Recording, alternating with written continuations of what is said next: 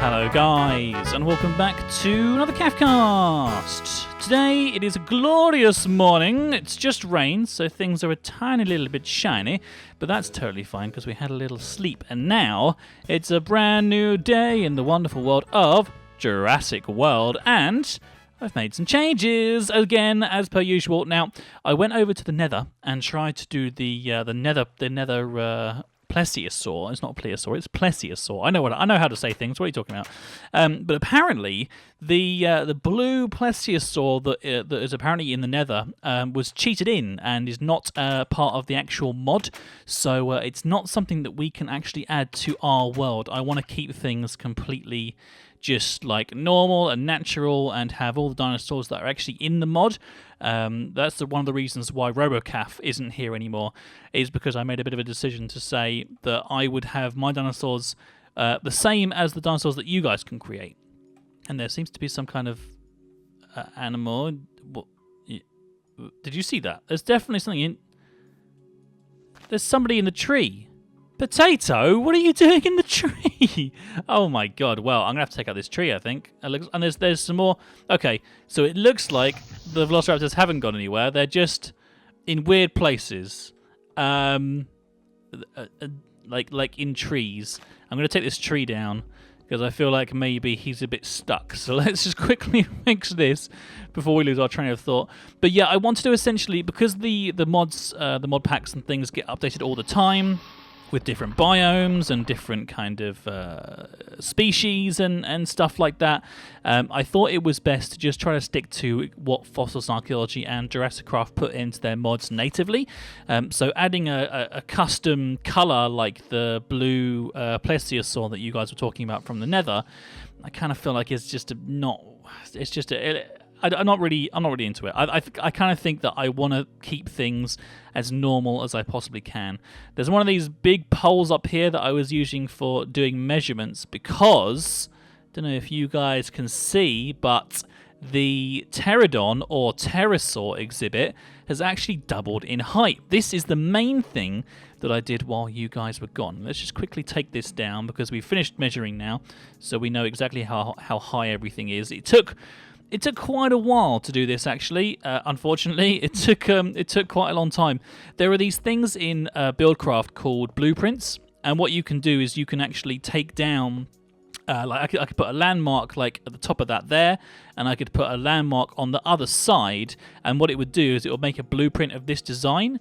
Then we could go up 6 high and then re-add that blueprint to the world. So this has actually been recreated by the Buildcraft system, which is actually really cool. I think no mod pack is complete without Buildcraft. It is incredible. It's so much fun, and we've managed to get that sorted out. So we just had to do that, and then very quickly go around and do the rest of the walls, which, as you can see now, are rather than being 6 high, they are 12 high, and I think actually it looks really nice. The glass is a good height now, and as you kind of come to the side here, it looks really, really good. And also, if we go inside, I've changed these parts finally, so that they're pretty much almost guaranteed to have no pterosaurs going in there. But if they do, you can just sort of hop out like this and then go for a little bit of a wander.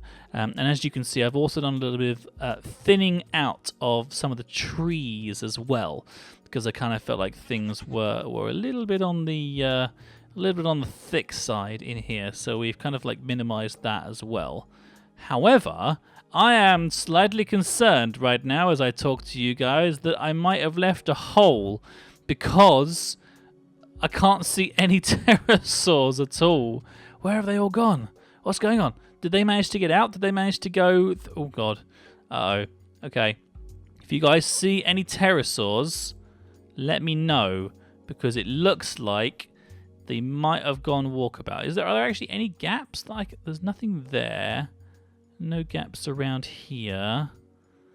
Doesn't seem to be anything that I've missed. The feeders are still there. Have they still got food in them? I'm pretty sure. Yeah, 9840 in that one. So there's definitely plenty of food. Oh no. Oh guys. This could be a problem. We might have lost all of our Pteranodon, Pterosaur, Pterodubries Oh man. Well, if they're free to roam the world together, then they're free to roam the world together. We might have to do a new naming ceremony for this exhibit. See that wall's there as well. It definitely hasn't got any holes in it, and this is all linked up as well. So I'm a bit confused. Okay, well. Here's what we're going to do then, guys.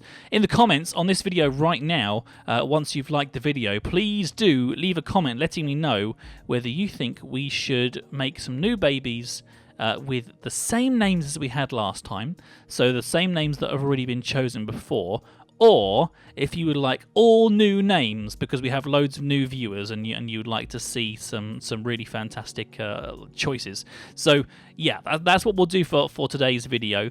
Do make sure that you like the video first though, so that I can see your comment come through on my little app thing that I use. Oh, I have a little bit of a burp there. And yeah, essentially, do you want to have all new pterosaurs? Because we could do now that it's like double the height.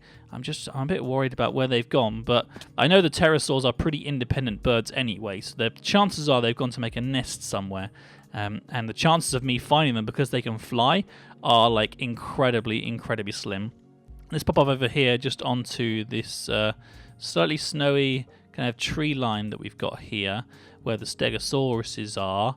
Yeah, there's just no way. There's just no way. I have no idea how this has happened. I thought that I had done it all properly and managed to like do all the bits in time, but I guess whilst I was building one side of the exhibit, the other side was open, and they've all gone, "Quick, boys, let's get out of here!" And then they've escaped. So if they're free-loving, independent birds, then I can't stop them. So there we go. Fantastic. Anyway. Let's carry on. We've got a little bit more to show you in the way of updates in the visitor center as well. This is kind of like a quick, like a nice update episode actually. I'm quite enjoying this because we've managed to find some of the velociraptors, which is great. The Deinonychuses are still here. We've got a really cool question to ask in the comments section, which I've already told you guys about. And then finally, the visitor center is looking pretty interesting. If we go over here and have a little look around. By pressing this button here, you can see that I've done some more walls, and I've decided the design for the glass. Because this is like an illuminating glass, I feel like it makes sense to let as much natural light in as possible through these designs. So as you can see, this is like the corridor to the back. And we can have we could easily put doors in to be able to get into the other rooms, no problem at all. That's fine. But I thought that it would be quite good to do that, because then that means that this room in here is pretty big. I'm not exactly sure what we're going to do about the fact that this curves around. We might just end up straightening this out. Let's have a little look on this side just to see what it all looks like.